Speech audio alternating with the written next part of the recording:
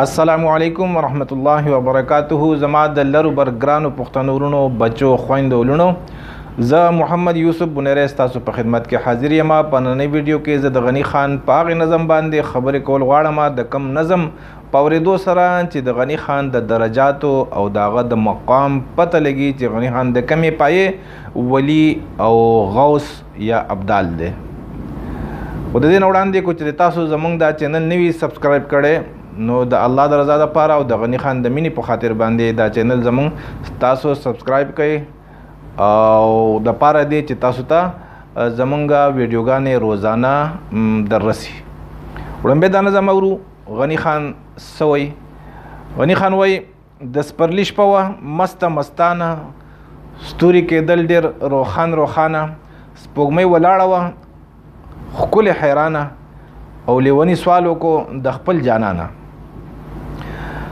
رڼا مې پوهېله د لا مکانه را، او مستی مې سترګو له د خپله ځانه را، د خپله ځانه یاره د خپله ځانه.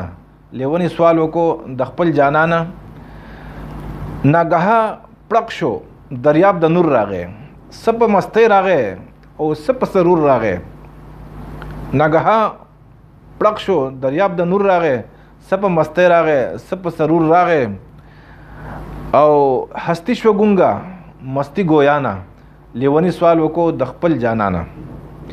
او لیونی چې ورته زړګی کلري ډېر په خوارۍ پکې ځای شو یو بسرې. نور ډک د ځانه و ډک د جهانه، لیونی سوال وکړو د خپل جانانه. دریاب د نور لاړو خیش او رڼا لاړه، دریاب د نور لاړو خیش او رڼا لاړه، او د جانان مستی جانان له بیا لاړه. لیونی پاتې شو سری ګریوانه، د سپرلی شپه وه مسته مستانه. لیونی سوال وکړو د خپل جانانه. زما عزتمندو ډېر ملګري به په ما باندې اعتراض هم کوي او ډېرو راته ویلي هم دي چې دا دې ځان له څه کار کتلی دی. څوک به دا وایي چې د خپل شهرت لپاره د غنی خان انتخاب کړی دی، او د خلکو به دام خیالي چې دا مولا ټایپ سړی دی نو ولې د جماعت په منبر نه کینی، ولې په تبلیغ کې نه ګرځي، ولې خلکو ته واعظ او نصیحت نه کوي. نو زما عزتمندو زه ستاسو په خدمت کې دا عرض کول غواړم چې ما د غنی خان انتخاب چې کړی دی نو د هغې وجه دا ده چې غنی خان عام انسان نه و، دا یو لوی ولی او د الله غوث و. غنی خان هغه انسان دی چا چې د الله د نور دیدار په دې دنیا کې کړی دی، او چا چې دعا کړې ده نو د الله صحبت یې غوښتلی، د الله وصال یې غوښتلی دی. او غنی خان هغه انسان دی چې هغه مرګ ته هم د دې وجې نه خوشحالیږي چې زه د الله سره به وصل شم، د الله سره به نږدې شم او الله به ووینم. د سپرلی په شپه باندې چې کله د کمې شپې نه سپرلی شروع کېږي نو غنی خان یو شپه دغه رنګې د کمې شپې نه چې سپرلی شروع کېدو په دغه کې وکتل چې شپه چې دا د سپرلی شپه وه مسته مستانه، ستوري کېدل ډېر روښانه. بس سپرلی شروع کېدو والا په دغه شپه باندې ډېره مسته شپه وه، او د هغې مستۍ اندازه غنی خان د ستورو نه ولګوله چې ستوري سم روښانه کېدل، سم پړقېدل.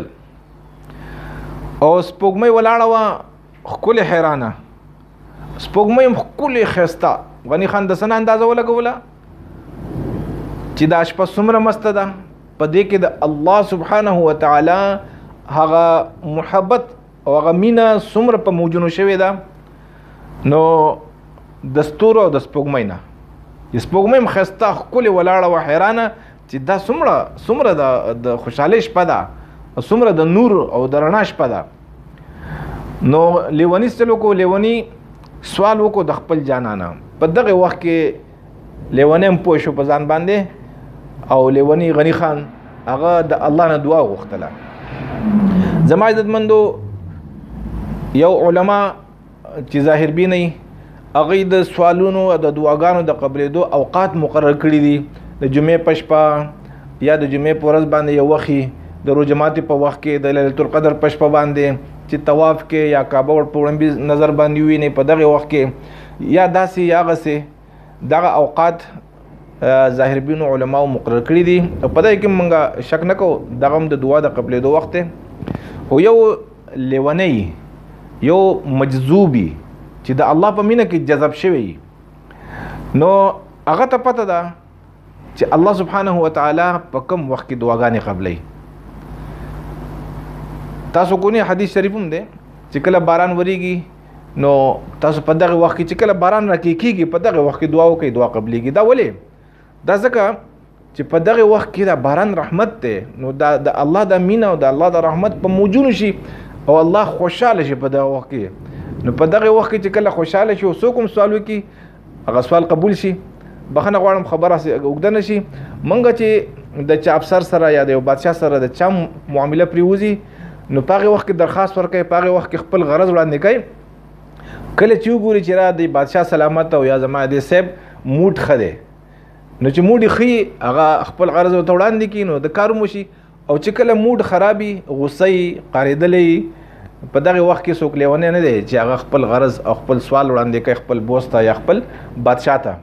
دغه رنګ الله سبحانه وتعالی زموږ جانان دی زموږ بادشاه دی هغه نه هم غوښتل پکار دي په داسې وخت کې پکار دي چې په کوم وخت کې د الله سبحانه وتعالی مینه د انسان سره بس په موجونو باندې او په درزا او په شرنار لکه د ابشار په شاني په دغه وخت کې سوال قبلېږي. غني خان موږ ته څومره بهترین پوینټ او بهترین نقطه راوښکله چې یاره تاسو به سوال په کوم وخت کې کوئ نو په دغه وخت کې کوئ چې ګوره سپرلی شروع کېږي په دغه وخت کې او غني خان پوه شو برم سپرلی دی لکه اسمان کې هم سپرلی دی هغه څنګه چې ستوري لکه د ګورونو په شان پړقېده او سپوږمۍ هم سمه روښانه وه ښکلې ښایسته. نو په دغه وخت کې غني خان سوال وکړو او سوال یې څه وکړو؟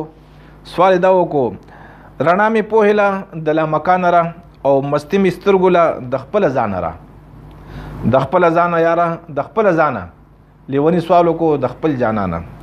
اوس دا مجذوب دی دا اوس کو زوی یا بل څوک نو مونږ به چې یا الله دا وکړه او دا وکړه داسې کورونه خپلې تقاضې باندې دنیا ورته ښولې وې چې دا وکړه دا وکړه هغه به هم الله پوره کړی وي. خو نه د الله ولیان هغوی دا نه غواړي خو د الله مینه غواړي چې نور مې ځان ته نږدې کا او ستا نور ما ته نصیب کا. نو غني خان الله نه څه غواړي رڼا مې پوهېله د لامکانه را یا الله مال وهبي علم راکا هغه علم چې د هغې په حصول کې زه د کتاب او د ذرایو او د مکتبونو او د مدرسو محتاج او لیواله نه شم بلکې تر له براه راست تا وهبي علم راکا وهبي مینه راکا او مستی مې سترګو له د خپله ځانه را یا الله دا سترګې مې ستا په دیدار باندې مړې کا مستې کا ما ته خپل ځان وښیه لکه څرنګې چې په کوه طور کې موسی علیه السلام اور لتلی او الته ورته الله سبحانه وتعالی خپل جلال خو نو موسی علیه السلام د ډېرې مینې نه الله ته وی چې الله ته ما ته ځان وښیه الله ورته ته ما نشلی دی خو زه د غر ته وګوره په غر باندې خپله رڼا راکوزه کړه هغه غر وسوځېدو او موسی علیه السلام دغلته بېهوشه شو. نو غني خان هم دا سوال وکړو د موسی علیه السلام په شان حالانکې موسی علیه السلام به نور سوال نه چې الله دا وکړه د بادشاه د فرعون د بادشاهي مال راکاو دا وکړه دا هېڅ ونه وي صرف ته ما ته ځان وښایه چې پوه شو چې زما الله ډېر رضا دی زما نه ډېره مینه را سره کوي. نو په دغه وخت کې ورته خپل عرض وکړو چې یا الله ته ما ته ځان وښایه چې ته څومره ښایسته یې. نو غني خان هم دغه سوال وکړو یا الله زما دا سترګې ستا په دیدار باندې مړې کا او د خپله ځانه یاره او د خپله ځانه بس هم ستا په دیدار هم ستا په دیدار یې مړې کا. لیونی سوال وکړو د خپل جانانه. بیا څه چلو شو چونکې د الله سبحانه وتعالی هغه عشق او مینه او رحمت په جوش کې و نو فورا الله سبحانه وتعالی دعا د غني خان قبول کړه او دا حقیقت ته ګورئ دا دروغ نه دي دا په غني خان تېره شوې ده او دا چې چا هم د الله سره څه نه څه تعلق یې په هغو باندې دا وجد تاریکېږي او په هغو باندې دا حالات راځي الله ورته ځان ښیي. نو غني خان بیا وایي ناګهه پړق شو دریاب د نور راغی او څه په مستۍ راغی او څه په سرور راغی اوهو الله ولا دعا قبوله کړه وی ښه ته ماینې غني خان ته وی چې موسی علیه السلام چې ارینېږه ته ما ته ځان وښایه نو غني خان هم دغه وی چې ته ما ته ځان وښایه لیونی و که نه ګینې کو لیونی نه وي عقل والا و بچي الله بادشاه مې که د پاکستان بادشاه مې که دا مې که هغه مې که نه خپلو اولادونو نه به یې بادشاهانې غوښتلې وې سردارۍ به یې غوښتلې وې د پارټو مشر شوی به وزیر شوی به څه بلاګانې به ترې جوړې شوې وې، خو نه بس لیونی و مجذوب و وی ته راته ځان وښیه. نو بس الله سبحانه وتعالی هم په جوش کې راغلی او دغه رحمت او دغه مینه فوراً یې ورته خپل نور راکوز کو. نور چې راکوز کو نو د دریاب نور لکه د نور دریاب راغی او څنګه راغی؟ څه په مستۍ باندې راغی او څه په غرور د الله، غرور د الله، تکبر، او هو د هغه شان، څه په ډېر لوی شان باندې او ډېر لوی په عزت باندې راغی. د الله نور و که نه، د الله شان و الله ورته خپل دیدار کو. زه څوک یم؟ نو هستی شوه ګونګه مستی ګویانه. غني خان د موسی علیه السلام په رنګ باندې بېهوشه شو. دا وجود چې دی د عقل زمونږ دا وجود د دنیا وجود دا د الله سبحانه وتعالی نور نشي زغملی. دا چې کله د الله نور ییني نو دا حس بدن اوچتی بېهوشه کېږي به خامخا. چې بېهوشه شي نو ستا عقل لکه ذهن کار پرېږدي که نه، چې کله ذهن کار پرېږدي ته د الله سره برای راست شوې، ډایرکټ شوې. نو غني خان دلته کې د الله سره برای راست څنګه چې موسی علیه السلام دغه بېهوشه شوی نه و بلکې د الله سره برای راست شوی و، ذهن کار پرېښی و. دلته کې پته لګي چې دلته انسان ته ښکاري چې نه دا بېهوشه شو، نه بېهوشه نه و. غني خان هم دلته کې هستي شو ګونګه، بس دی دلته کې ذهن کار پرېښودو، د باډۍ د وجود کار پرېښودو. اوس د روح د الله سره مخامخ شو او وی کتو الله چې الله څومره ښایسته دی. اوه نو ځکه دی بېهوشه شو او روح هغه په هوش کې راغی، هغه د الله دیدار وکړو. بیا وایي او لیوني چې ورته زړګی کو لرې ډېر په خوارۍ پکې ځای شو یو بسره. غني خان چې وکتل چې الله نور راغی نو بس زړه ورته لرې کو، روح را بیدار شو که نه، وجود ګونګ شو، وجود بېهوشه شو او روح را بیدار شو. نو غني روح زړه هم دی روح ته وایي. غني خان ورته خپل روح لرې کو، کولاوې کو ورته، پرانستو ورته چې یاره دا دریاب زما د زړه ته راشي. خو ډېر په خوارۍ پکې د الله د نور یو بسری ځای شو. سبحان الله سبحان الله. یقین وکړه دا چې زه وایم ماله جړه راځي.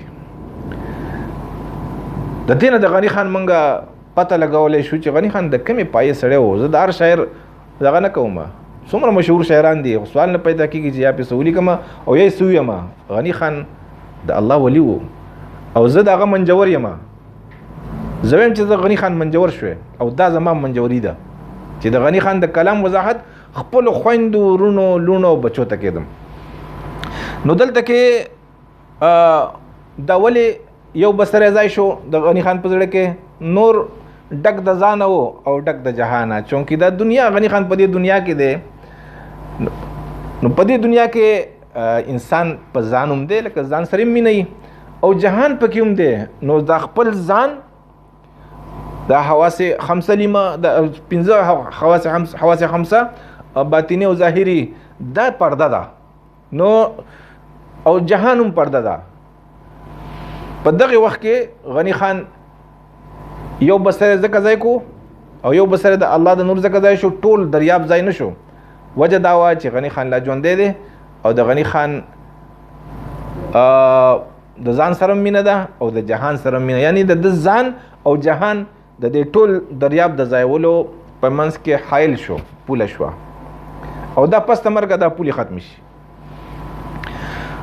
لیوني سوال وکړو د خپل جانانه.